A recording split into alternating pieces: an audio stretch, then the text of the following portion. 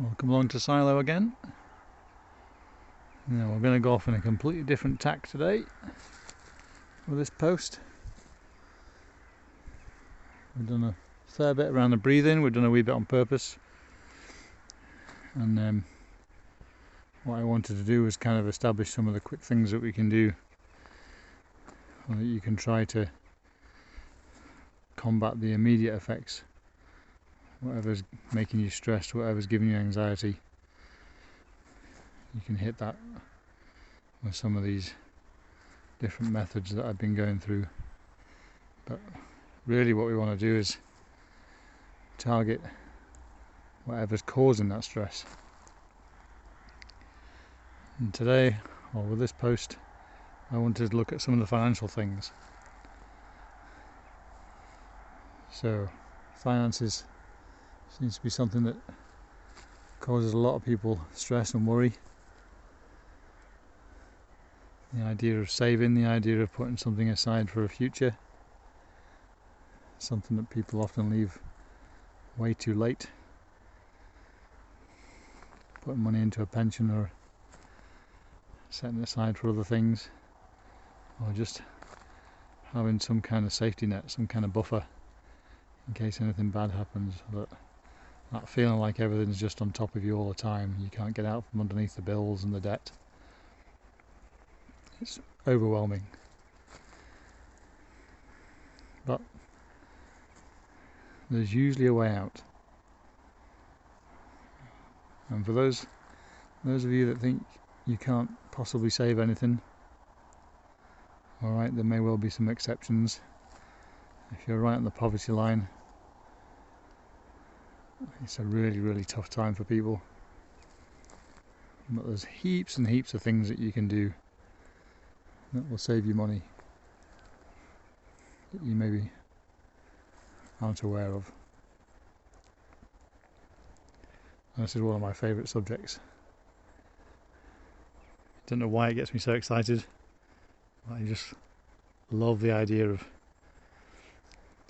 reducing your footprint, your spending footprint if you like. It reduces your resource footprint. It has a nice knock-on effect in other areas. There's usually at very least a 2-for-1 kind of effect, where you can be benefiting in some other way as well as saving money. So I'm going to kick off with my absolute favourite. I'm afraid if you're a female and you're looking at this, it maybe won't help quite so much. Then again, maybe it will. But one of the ones that I first encountered, one of the little tips, was around shaving. Not that I've got a lisp or anything. I'm not talking about shaving money. I'm actually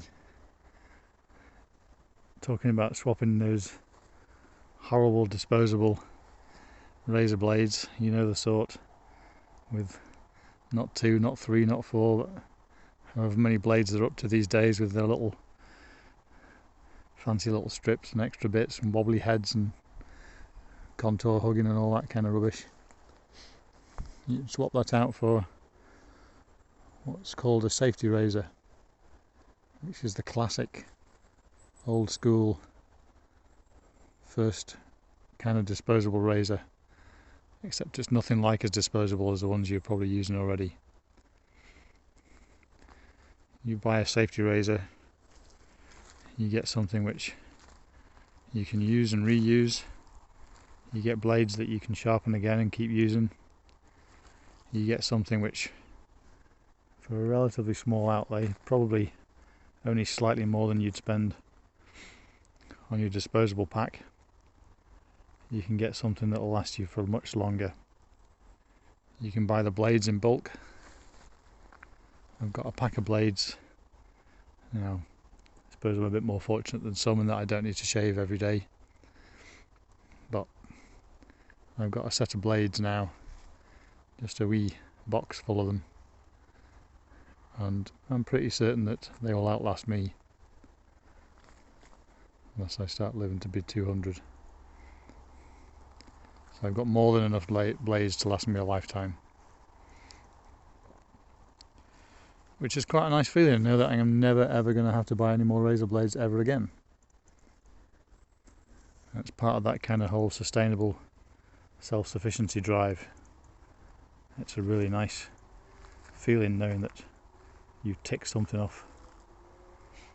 You're never going to have that expenditure again if you go down that route. So that's my first tip. It may well work for women. I have not tried to ask any women to give this a go. Let me know if you think that's worth a try. They're a little bit more dangerous to use. The word safety razor is a bit of a misnomer. You've got to be a little bit cautious about how you use them because they're very, very sharp blades, and there's no safety part to it really, other than preventing the blade from being completely loose. But an extremely good investment if you want to save a few pennies. Give it a go, let me know how you get on. If you've got any further tips in that direction, put them in the comments. I hope that helps.